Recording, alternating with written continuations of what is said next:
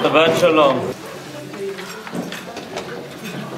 Dans notre paracha, la paracha de Kitetse qui abonde de mitzvot, il y a énormément de mitzvot dans la paracha, il y a une série de mitzvot qui parlent des différentes interdictions du mélange.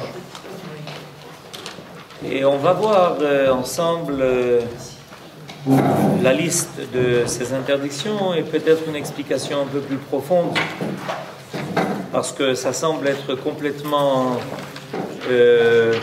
occulte, ces interdictions-là. Alors on en est, vous avez les versets, au verset 10, au verset 9. On commence par le verset 9. Lo tizra karmecha kilain.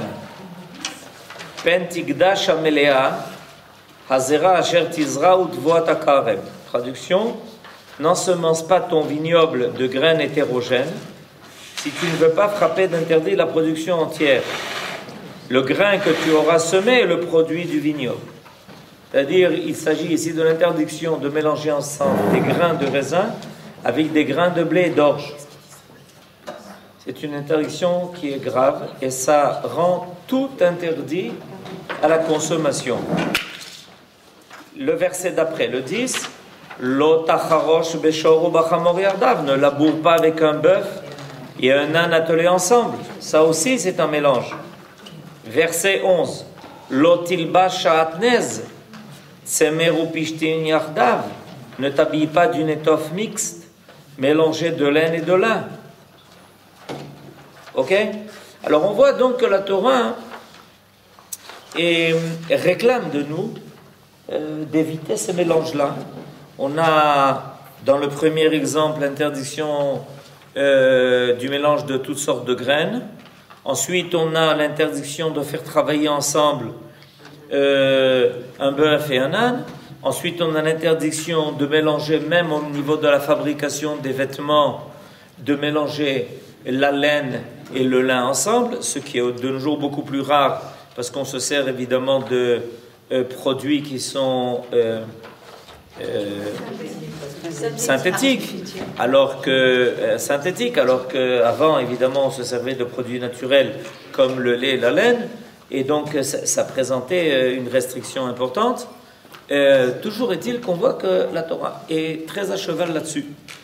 Et évidemment, il y a ici une idée très importante qui apparaît, qui est en fait assez simple à comprendre. C'est que Akadosh Baruch Hu a créé son monde avec un ordre précis, et que si on enfreint cet ordre-là, peut-être que à nos yeux, ça ne paraît pas avoir de conséquences graves, mais en réalité, le mélange de toutes ces espèces ensemble désorganise la structure profonde du monde, ce qui va avoir évidemment et obligatoirement des retombées et des répercussions sur la vie de l'homme et sur l'existence du monde. Peut-être que dans un premier temps on ne le remarquera pas, mais à long terme on verra que les choses ne fonctionnent pas comme il faut. Le Maharal explique longuement que toute sagesse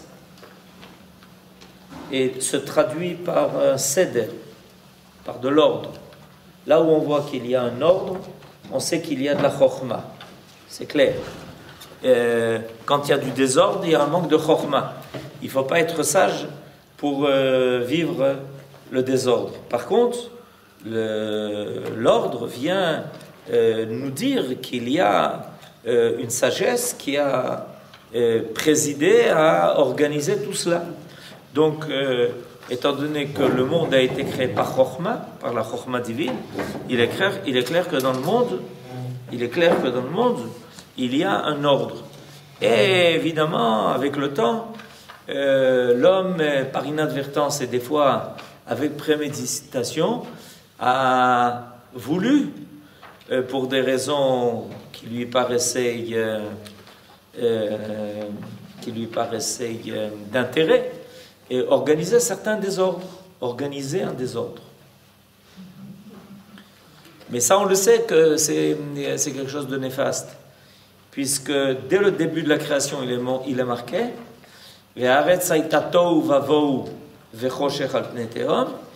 c'est-à-dire qu'il y a un état chaotique de la terre et que cet état chaotique est accompagné de ténèbres et qu'il est venu le temps pour Akadosh Baruch Hu d'organiser tout cela en faisant la lumière, comme quand on organise un désordre. Alors quand on met de l'ordre là où il y a un désordre, on voit jour, on voit clair. Ben c'est emprunté de la Torah. C'est emprunté de la Torah, puisque la Torah dit c'est-à-dire que le chaos est synonyme de ténèbres. Donc quand on organise et on surmonte le chaos, Vayomer Elokim yehi or, il y aura la lumière qui viendra remplacer les ténèbres. Donc là où il y a de l'ordre, on dit, on y voit clair. Vous avez compris? Hein? Enfin, on comprend le français. Grâce à la Torah, on arrive à comprendre le français. Quel rapport entre voir clair et le fait de mettre de l'ordre dans le désordre? Réponse, parce que c'est marqué dans la Torah comme ça, que quand il y a de l'ordre, là où il y avait le chaos, on voit clair. Vayomer Elokim yehi or. Ils ne l'ont jamais dit. Hein. Mais non, mais parce qu'ils ne le comprenaient pas. Il n'y a que des juifs qui peuvent expliquer aux Français ce que le français dit. Ok, alors maintenant on va passer au commentaire de Munk. Alors Munk va nous expliquer le mot kilaim, qui est le mot habituel qui est utilisé pour parler des mélanges, des mélanges de la laine et du lin, des mélanges des graines, des plantes. On n'a pas le droit de faire tout cela. Pourquoi est-ce qu'on se sert du mot kilaim? La Torah se sert du mot kilaim. D'où vient ce mot-là? Qu'est-ce qu'il veut dire? La Torah transmet à travers sa langue, comme on vient de le remarquer, transmet à travers sa langue le contenu des choses. Diverses espèces, au milieu de la page, diverses espèces. Le mot kilaim est expliqué par le Zohar de la manière suivante. Si quelqu'un emploie ensemble diverses espèces, c'est comme s'il mettait ces espèces en prison. Bet kele. Le mot kilaim vient du mot kele, qui veut dire la prison. Bet kele signifie en hébreu la réclusion. En effet, il condamne ces espèces à l'inaction et à l'improductivité, parce que il est clair que chaque espèce doit donner le côté spécifique. Chaque espèce doit donner le côté spécifique qui a été inclus en elle. Quand Akadosh Baruch Hu a créé son monde, il a placé des énergies dans chaque espèce. Dans le langage de la Torah, l'énergie se dit or. Or. C'est comme ça que se dit l'énergie, la lumière. La lumière de la chose, c'est l'énergie divine qui est contenue en elle. Et chaque espèce a un rôle bien particulier dans ce qu'elle doit jouer, le rôle qu'elle doit jouer sur Terre, en faisant apparaître telle ou telle nuance de la lumière divine. Quand on la mélange avec d'autres espèces, on l'inhibe, on l'empêche de dégager ce qu'est en elle. Comme certaines matières, quand elles sont mises en contact l'une avec l'autre, en chimie, elles s'annulent réciproquement. Vous comprenez? Alors nous, les hommes, nous savons, c'est Dieu qui a créé le monde, qui connaît ses secrets. C'est lui qui nous les a révélés. Et c'est pour ça que la Torah, pour nous faire une allusion à ça, se sert du mot kilaim. Reprenons l'interdiction qui est marquée dans notre paracha, l'interdiction de faire travailler ensemble l'âne et le bœuf. L'âne et le bœuf ne travaillent pas au même rythme. Ils ont des natures très différentes. Très différentes. L'un, c'est le bétail, c'est le gros bétail, le bœuf. L'âne a sa capacité de marcher avec un fardeau sur lui. le bœuf, il a la capacité de tirer. C'est des espèces qui sont différentes, qui ont des attributs qui sont différents. Maintenant, si on les fait travailler ensemble, chacun va gêner l'autre. Il va l'empêcher de faire apparaître sa propre qualité. Il ne tire pas au même rythme la charrue, il ne développe pas la même énergie, ils sont de tempéraments différents, ils mangent autre chose, enfin tout est différent. Alors qu'est-ce qu'ils vont faire? Chacun va en réalité être gêné par l'autre, bloqué par l'autre. Le bœuf voudra tirer la charrue à son rythme, et ça ne convient pas à l'âne, ça va lui faire mal.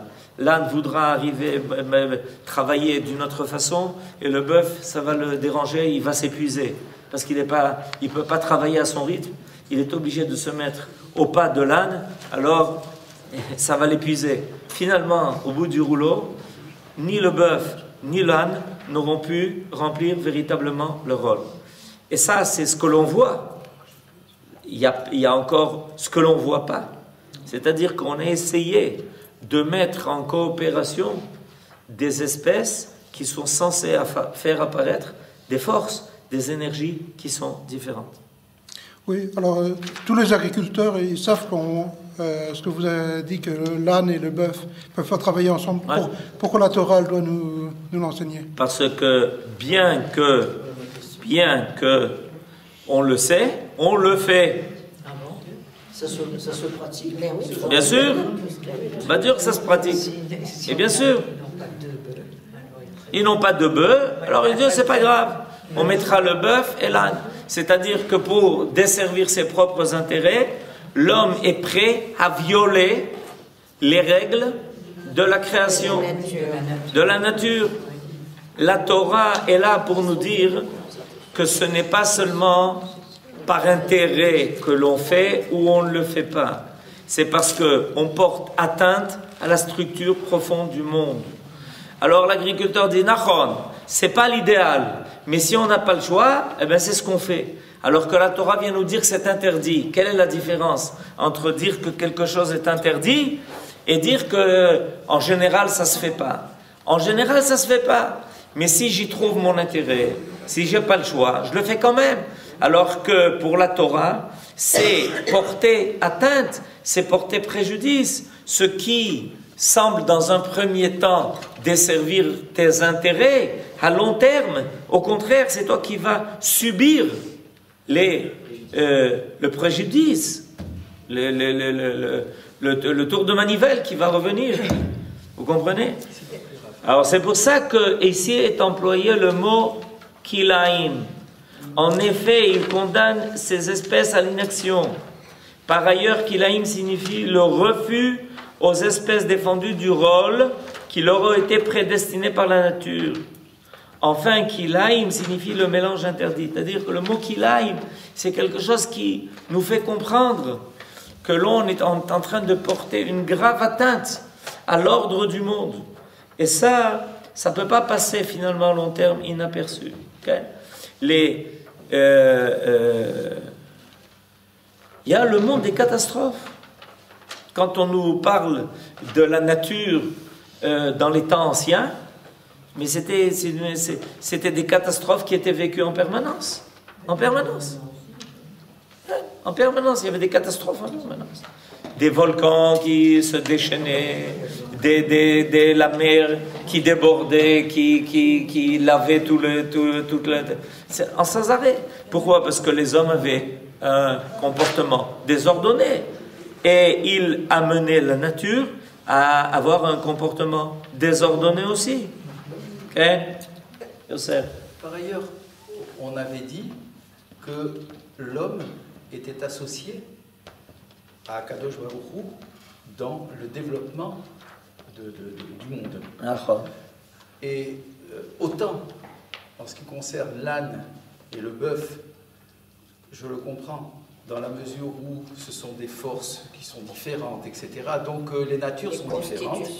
Autant dans le mélange, par exemple, de deux espèces agricoles, Akadosh Baruch Hu a mis à la disposition de l'homme 2 espèces agricoles qui, elles, dégagent leur énergie, leur lumière, etc., comme vous l'exprimez.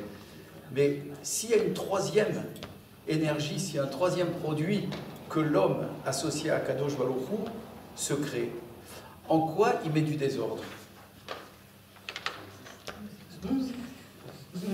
C'est quoi cette 3e espèce? Le résultat du mélange. Ah, le résultat du désordre. Un citronnier dans un bac. Et on s'est rendu compte qu'il y avait 2 pousses, dont un jardinier nous a dit « c'est un grenadier ». Alors j'ai passé un temps fou à l'enlever parce que c'est... Est-ce qu'on aurait pu laisser vivre les 2 espèces? Ce sont des espèces différentes. Au niveau des arbres, 2 arbres, l'un à côté de l'autre, ils ne se mélangent pas. Ils vont peut-être se gêner, mais ils ne vont pas se mélanger. Ah, même dans le même bac? Ouais. On aurait pu laisser. J'ai fait un travail énorme en vouloir. L'école m'a fait. Ça, votre problème du travail énorme, c'est un autre problème. Non, mais c'était vrai. On m'a dit la Torah interdit de. La Torah interdit de greffer les arbres. Mais 2 arbres qui poussent l'un à côté de l'autre, ne se mélangent pas. Par contre, au niveau des graines, ça peut se passer. Mais je vais quand même répondre à la question de Yosef. Le but final de la création, c'est de faire apparaître une harmonie. Pourquoi l'idée de l'harmonie est tellement importante? L'idée de l'harmonie, c'est une idée qui est fondamentale. Il faut essayer de comprendre pourquoi. L'idée de l'harmonie, en réalité, contient en elle le principe de l'unité. Quand on aborde notre monde, on voit une disparité énorme d'espèces, de personnages, d'idées, de cultures, de tout ce qu'on veut. Or, le monde est censé être le témoin de celui qui l'a créé. Le monde est l'acte divin par excellence, puisque c'est comme ça que la Torah commence, en nous décrivant la création, en nous disant, voilà, sache que Dieu a créé ce qu'il a créé. Maintenant, la création, elle doit témoigner de cela. Comment une création qui est tellement disparate peut témoigner de l'unité divine? Ça, c'est le grand problème qui a préoccupé les philosophes pendant des siècles.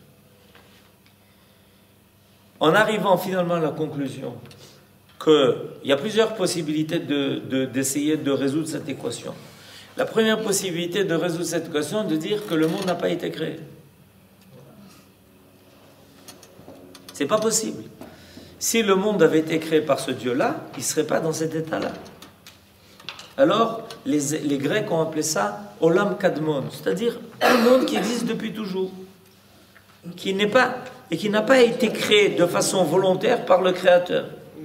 Il y a une autre possibilité de dire que le monde a été créé par des forces qui n'étaient pas en accord. C'est comme ça que les Perses ont établi leur thèse. Et on m'a dit que jusqu'à aujourd'hui, cette théorie existe.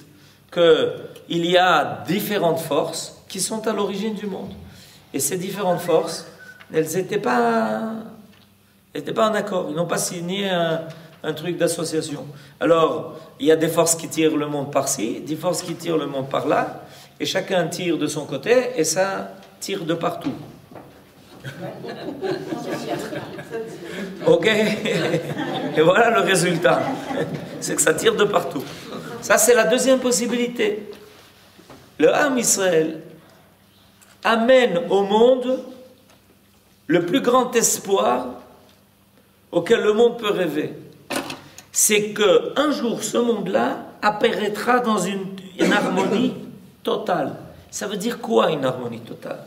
Ça veut dire une situation de complémentarité, où chaque chose aura sa place, remplira son rôle, amènera exactement ce qui lui a été imparti, et sera content du rôle de l'autre.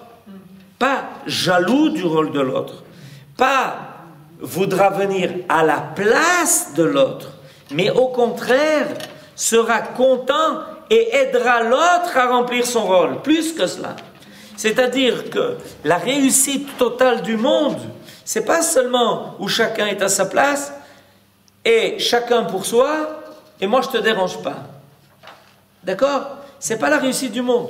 La réussite du monde, c'est beaucoup plus loin que ça. La réussite du monde, c'est que je comprends ton rôle à toi, je comprends combien ton rôle m'est utile et je ferai tout pour t'aider à remplir ton rôle. Et toi, de la même façon, tu fais tout pour m'aider à moi à remplir mon rôle.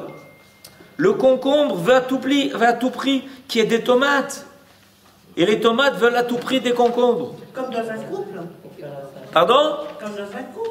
L'un doit dévoiler à l'autre le potentiel pour... Mais tout ce que je dis parle du couple. Vous avez raison, évidemment. On peut comprendre à tout ce que vous dites. C'est évidemment comme ça qu'il faut toujours comprendre la Torah. C'est vrai à tous les niveaux, à tous les niveaux. Ça se traduit dans la nature, ça se traduit au niveau des hommes, ça se traduit au niveau de la société, ça se traduit au lieu que dans la société il y ait de la jalousie et que chacun veuille essayer de prendre la place de l'autre. Alors on lui dit mais non, pas du tout. Ce que toi tu es capable de faire, moi je suis pas capable. Toi, tu as une logique cartésienne. Moi, ça passe avec l'intuition. Mais j'ai besoin de toi, tu as besoin de moi. Et au contraire, je vais tout faire pour que tu réussisses. Et surtout, je vais tout faire pour ne pas te gêner. Surtout, je vais tout faire pour ne pas te gêner. Parce que je me provoque mon propre préjudice en portant atteinte à ce que tu dois être. Ça, c'est la réussite.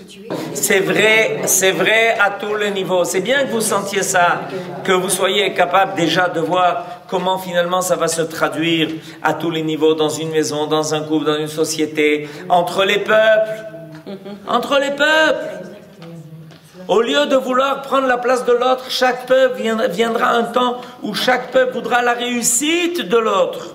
En disant ce que toi tu es capable de faire, parce que tu as les capacités, tu as la géographie, tu as le climat pour ça, tu te trouves exactement à l'endroit où il faut pour cela.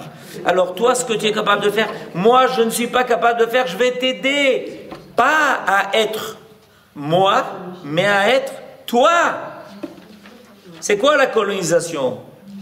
Les colons gentils, les colons méchants sont venus supprimer ce qu'ils ont colonisé.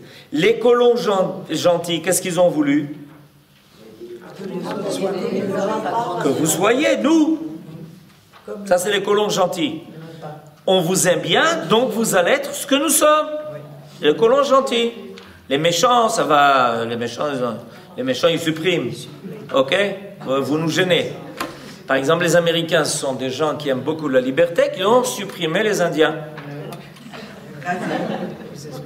Il y a achète des pelouses en France et en Europe de l'Est pour les transporter dans le désert. Voilà, par exemple, le Qatar. Et à part ça, il fournit l'argent au Hamas. Ça aussi, ça fait partie de l'harmonie mondiale. C'est ça. Alors, pourquoi c'est important de comprendre ça? Parce que il est clair que le but de l'homme, en quoi Akadosh Baruch Hu le prend pour associé? Pour ça, il le prend pour associé. Akadosh Baruch Hu a créé. Et il a dit maintenant, vous avez dit au niveau du couple, mais c'est vrai dans tous les domaines, dans tous les domaines. La Torah nous révèle les secrets de l'harmonie au niveau de l'histoire, au niveau de la nature, au niveau des idées, au niveau des idéaux. Comment harmoniser tous ces éléments qui paraissent tellement différents les uns des autres et qui, finalement, au bout du rouleau, vont faire apparaître un monde un qui sera capable de témoigner de l'unité divine. Et sans la Torah, on n'est pas capable. Alors, l'homme fait des essais. Et dans ces essais, il y a des choses qu'il arrive à comprendre par lui-même. et où il essaye de contribuer à l'harmonie, mais d'autres, il va dans le sens tout à fait contraire. Et il peut provoquer des préjudices où il faudra des siècles pour récupérer ça. Il y a des endroits dans le monde où l'homme a provoqué des dégâts, il faudra des siècles pour remettre ça en place, sans l'intervention divine. Parce que l'homme a fait abstention totale de l'idée de l'harmonie. Tout d'un coup, il y a 50 ans, on a commencé à s'occuper d'écologie. Kol hakavod, mazal tov. On a commencé à s'occuper d'écologie. On a fini par comprendre que l'homme était en train de détruire le monde. Mais ça, la Torah, elle est consciente depuis longtemps. La Torah, depuis longtemps, nous impose une écologie morale. Et pas seulement une écologie naturelle. Parce que l'écologie, ça ne concerne pas seulement la nature. Ça concerne la nature de l'homme. Ça concerne la morale de l'homme. Ça concerne aussi son niveau spirituel. Il y a aussi une écologie à ce niveau-là. L'écologie, ce n'est pas seulement quelque chose qui concerne le fait de ne pas détruire les forêts. Il ne faut pas aussi détruire les âmes. Si on détruit pas les forêts, mais qu'on détruit les âmes, finalement, il y aura des forêts, mais il n'y aura plus d'hommes. Alors, sans les indications de la Torah, alors on peut penser, on a fait apparaître quelque chose de nouveau. Mais c'est on a fait apparaître quelque chose de nouveau. On pense que peut-être qu'on aurait fait une grande réussite. Mais il est possible que cette apparition, cette nouvelle espèce, par exemple, la Torah nous parle du fait que c'est l'homme qui a fait apparaître la mule.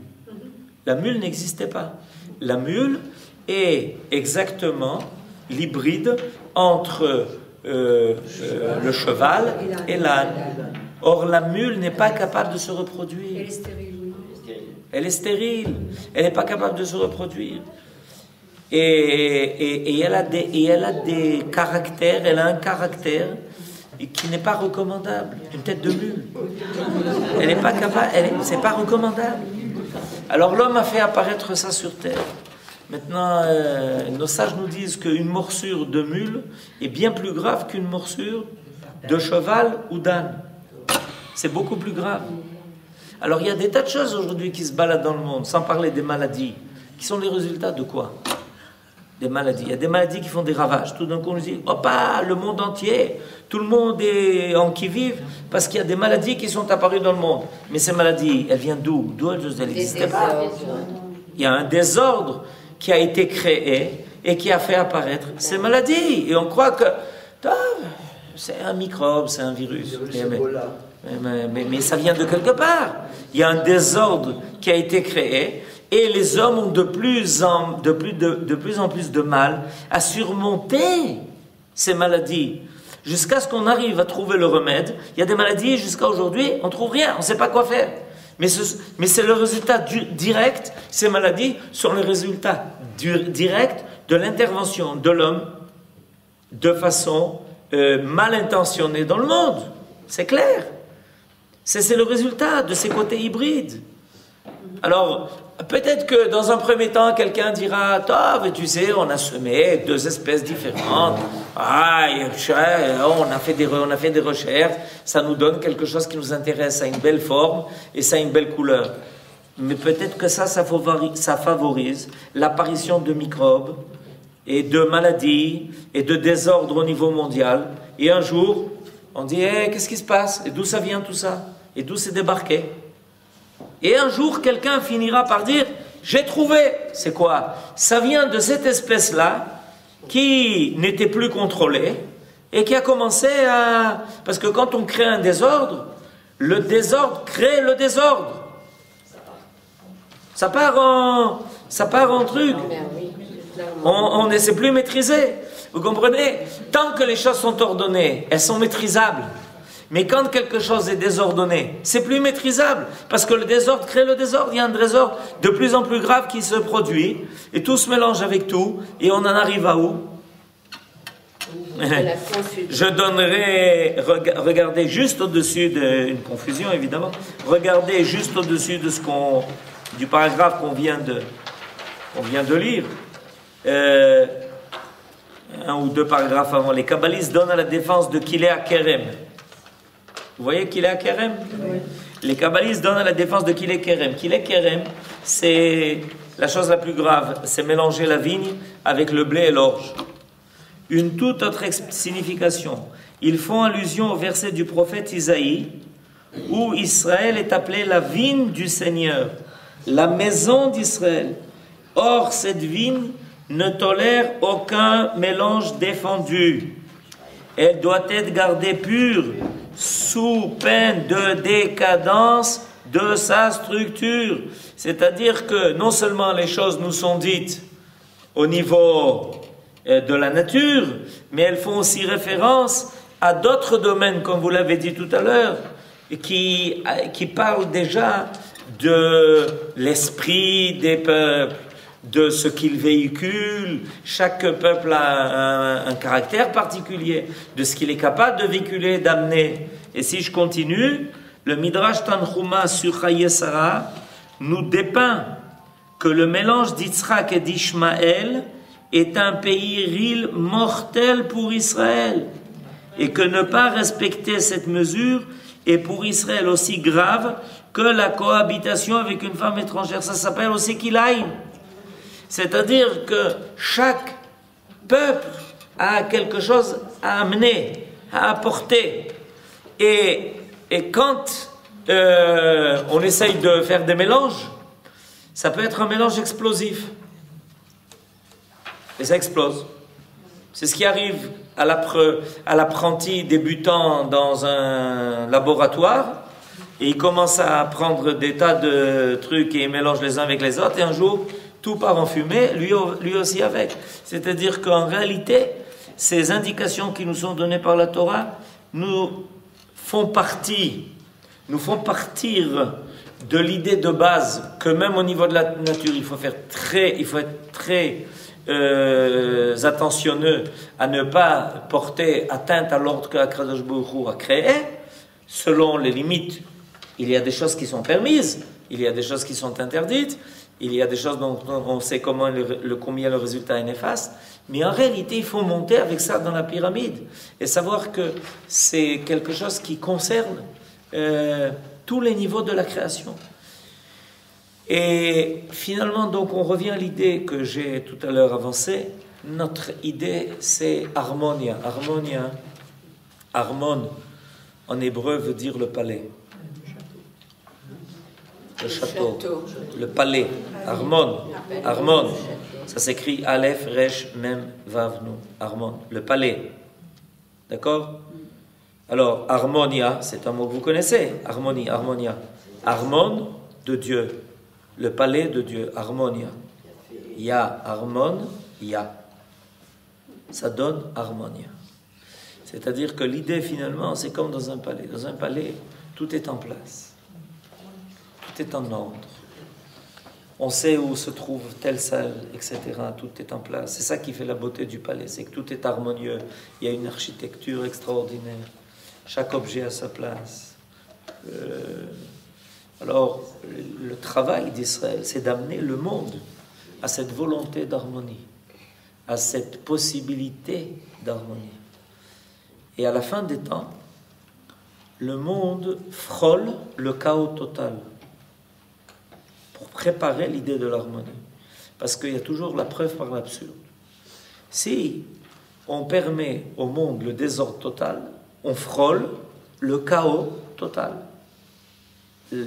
L'idée que le monde disparaît. L'homme profite de l'idée du désordre quand il veut se servir de ça pour ses propres intérêts, et il peut amener le monde à frôler la catastrophe. Parce que la seule possibilité pour le palais de tenir, c'est que chaque pierre ait sa place, chacun ait sa place, chacun remplit son rôle, et n'essaye pas d'empiéter sur le rôle de l'autre. Et finalement, après, c'est comme si on revenait au début de la création. Au début de la création, c'est comme ça. La terre était chaotique, et Dieu a fait la lumière. À la fin du monde, c'est à nouveau comme si on reprenait cette histoire du chaos, et que, avec la participation d'Israël, Dieu fait apparaître la lumière. Amen. Shabbat shalom.